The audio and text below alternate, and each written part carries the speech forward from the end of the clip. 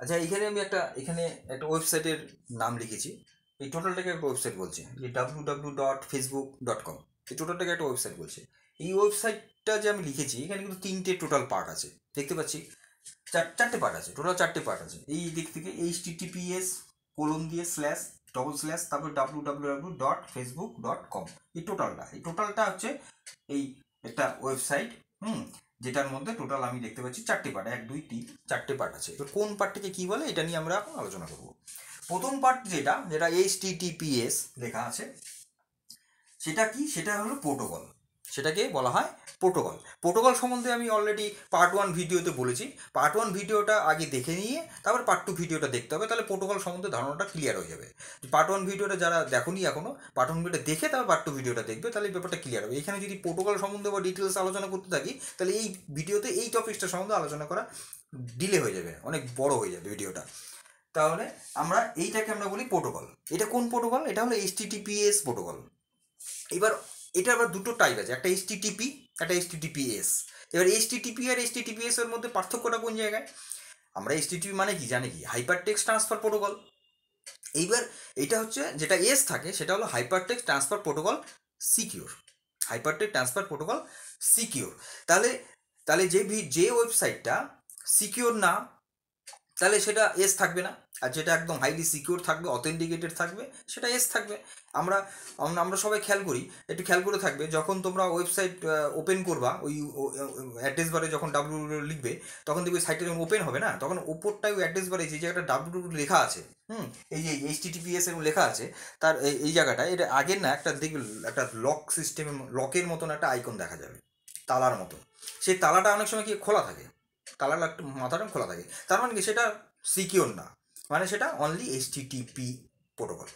এইবার যদি সেই তালাটা লক অবস্থায় থাকে, তাহলে সেটা হবে HTTPS, মানে হাইপারটেক্সট ট্রান্সফার প্রোটোকল সিকিওর। তাহলে তাহলে সেটা আমরা বলবো যে এই ওয়েবসাইটটা সিকিওর আছে।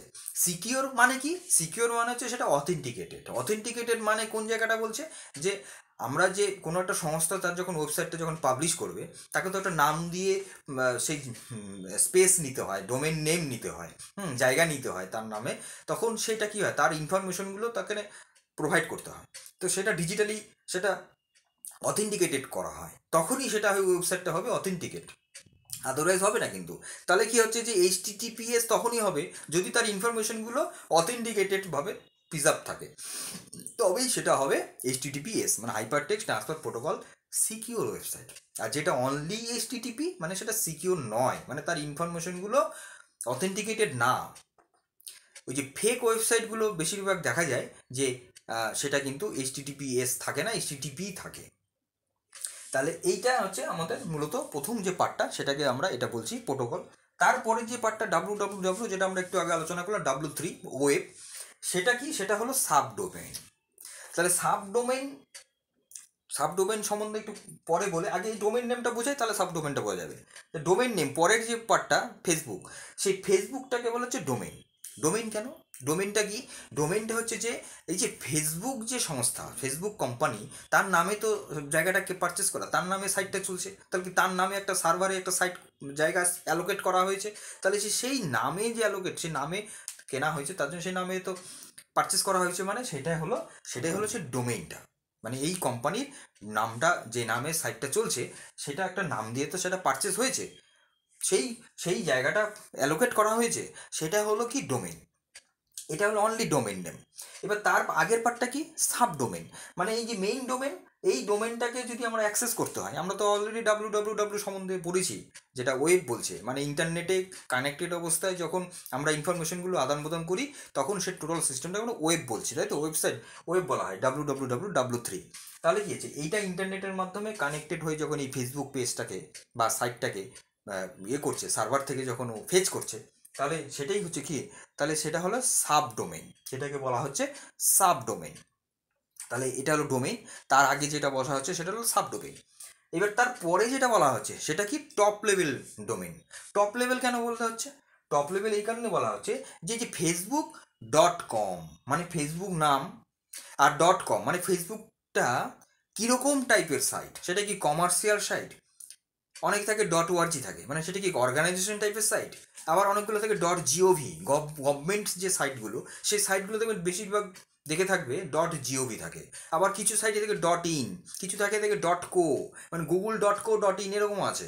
তাহলে এই যে যে বিষয়গুলো, এই যে .co, .in, .com, .org, .gov, এই যে শব্দগুলো, এইগুলোকে বলা হচ্ছে টপ লেভেল ডোমেন নেম। মানে এই ডোমেন নেমটার ক্যাটাগরিটাকে, মানটাকে বিচার করছে, আইডেন্টিফাই করে দিচ্ছে, ক্যাটাগরিটাকে আইডেন্টিফাই করে দিচ্ছে, তার জন্য এটাকে টপ লেভেল ডোমেন নেম বলছে। তাহলে আমরা এই পুরো যে এই পুরোটাকে আমরা ওয়েবসাইট বলছি।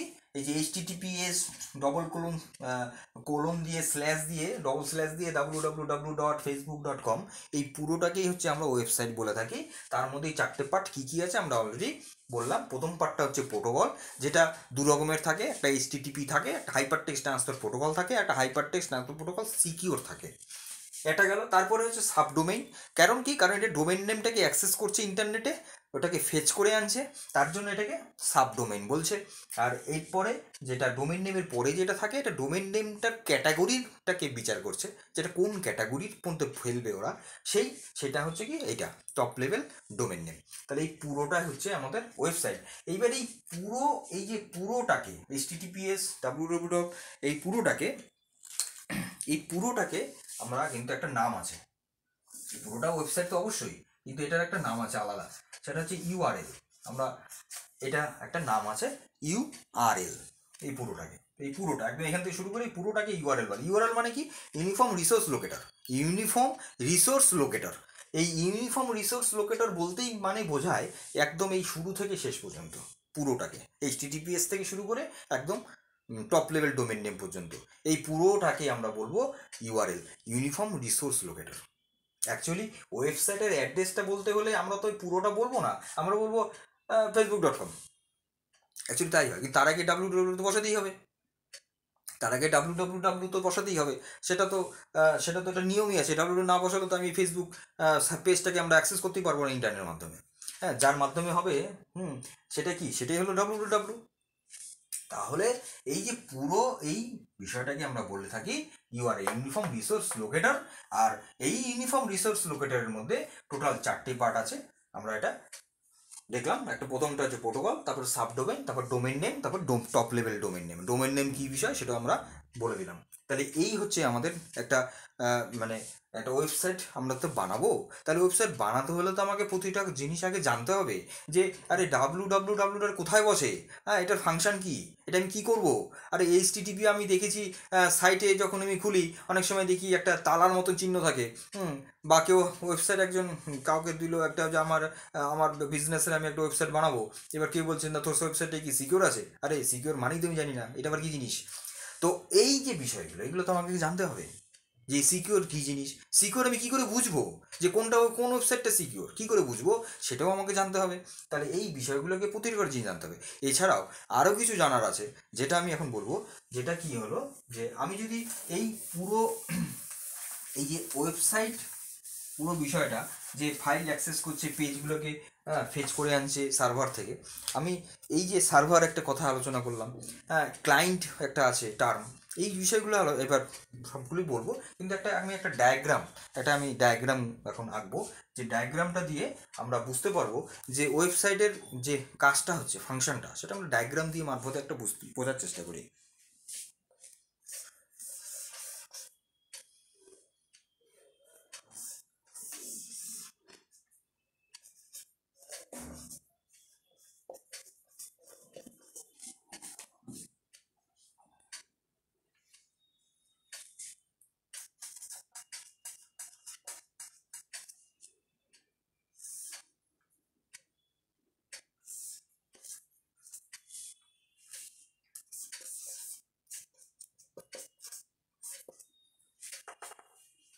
আমি এই যে ডায়াগ্রামটা করলাম, এই ডায়াগ্রামটার মধ্যে কি করলাম, কিছুই না, এদিকে করলাম কি, একটা করলাম এদিকে করলাম ফাইল, এখানে করলাম ওয়েব সার্ভার, আর এখানে করলাম হচ্ছে ব্রাউজার।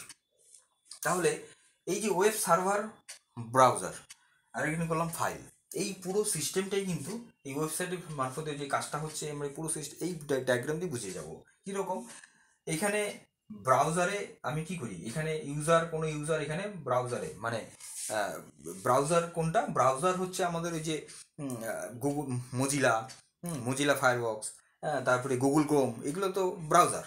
মানে যেটা দিয়ে আমরা কি করব, ওয়েবসাইটগুলোকে অ্যাক্সেস করতে পারবো, মানে এটা সফটওয়্যারটা, যে সফটওয়্যারটার মাধ্যমে আমি ওয়েব পেজ বা ওয়েবসাইটগুলোকে আমরা অ্যাক্সেস করতে পারবো। তাহলে সেটাই হচ্ছে ব্রাউজার। তাহলে এই ব্রাউজার এখানে যে ইউজার ও ইউআরএলটা লিখলো, যে অ্যাড্রেসটা দিল, ওয়েবসাইটের অ্যাড্রেসটা, ডোমেইন নেমটা দিল, সেই ডোমেইন নেমটা কী করলো, এখানে যখন দিল তখন ও কিন্তু রিকোয়েস্ট একটা ছাড়লো। কাকে ছাড়লো, কাকে দিল রিকোয়েস্টটা, ওয়েব সার্ভারকে রিকোয়েস্টটা দিল। তাহলে ব্রাউজারে যে ইউজার বসে আছে সে হচ্ছে কি, সে হচ্ছে একটা ক্লায়েন্ট, সার্ভারে মানে ব্রাউজারে যে বসে আছে সে একজন ক্লায়েন্ট। এবার ক্লায়েন্ট যখন একটা কম্পিউটারে বসে তো করলো, একটা পেজ খুলছে, তখন ও কী করলো, ও রিকোয়েস্টটা কিন্তু সেন্ড করলো, কাকে সেন্ড করলো, সার্ভারে সেন্ড করলো, সার্ভারে পাঠালো। এবার সার্ভারে যখন পাঠালো, ওয়েব সার্ভারে যখন ওটা আসলো, তখন ওই ওয়েব সার্ভার থেকে পেজটা সার্চিং করে আবার সেই ক্লায়েন্টকে প্রদান করলো। তাহলে এটা কি হলো, এটা রিকোয়েস্ট করলো, আর এটা হলো সার্ভিসটা দিয়ে দিল। হ্যাঁ, তাহলে এটা হচ্ছে এইচটিটিপি, এটা রিকোয়েস্ট করলো, আর ওটা হলো রেসপন্স করলো, এটা হলো রেসপন্স করলো। তাহলে কি হলো, যে ব্রাউজারে বসে যে ক্লায়েন্ট সে কী করছে, ও যখন কোনো একটা পেজকে ওপেন করবে, তখন ও যখন লিখলো, তার মানে কি ও সার্ভারকে রিকোয়েস্ট পাঠাচ্ছে। তাহলে এই ব্রাউজার কী করছে, ব্রাউজার ওয়েব সার্ভারকে রিকোয়েস্ট করছে। তখন ওয়েব সার্ভার কী করছে, সেই সার্ভার ও ফাইলটা বা সেই পেজটাকে ওপেন করে সার্চিং করে ফেচ করে বার করে এনে ও আবার ওই ব্রাউজারকে পাঠিয়ে দিল। তখন সেই ক্লায়েন্ট কিন্তু ওই ব্রাউজার পেজটা খুলে দেখতে পেলো, বিষয় পুরো ইনফরমেশনটা তখনও পেলো। তাহলে এই হচ্ছে বিষয়। এইবার এখানে যে ফাইলটা, এই যে পেছনে যে ফাইলটা আমি গেছি, এটা অলরেডি একটা প্রিডিফাইন্ড করা থাকে, যে সার্ভারের সাথে ফাইলটা লিঙ্ক থাকে। এই যে যখন রিকোয়েস্টটা এখানে সেন্ড করবে কোনো ক্লায়েন্ট, ব্রাউজার যখন ওয়েব সার্ভারকে রিকোয়েস্ট সেন্ড করবে, তখন ওই ফাইলটাকে এখান থেকে সার্চিং করে বার করে এনে ও কী করবে, এই ব্রাউজারকে পাঠিয়ে দেবে, রেসপন্সটাকে দিয়ে দেবে। এই পুরো এই ডায়াগ্রাফের মারফতেই আমাদের যে ওয়েবসাইটে যে কাজগুলো হয়ে থাকে, এই একটা ডায়াগ্রাম দিয়ে আমি বুঝিয়ে দেওয়া গেল যে এই ডায়াগ্রামের মারফতেই এইভাবেই কিন্তু ওয়েবসাইটে কাজগুলো হয়ে থাকে, ফাইলগুলোকে অ্যাক্সেস আমরা করে থাকতে পারি। তাহলে এই হলো আমাদের। এবার আমরা আরও কিছু এরপরের ভিডিওটাতে আমরা আলোচনা করছি।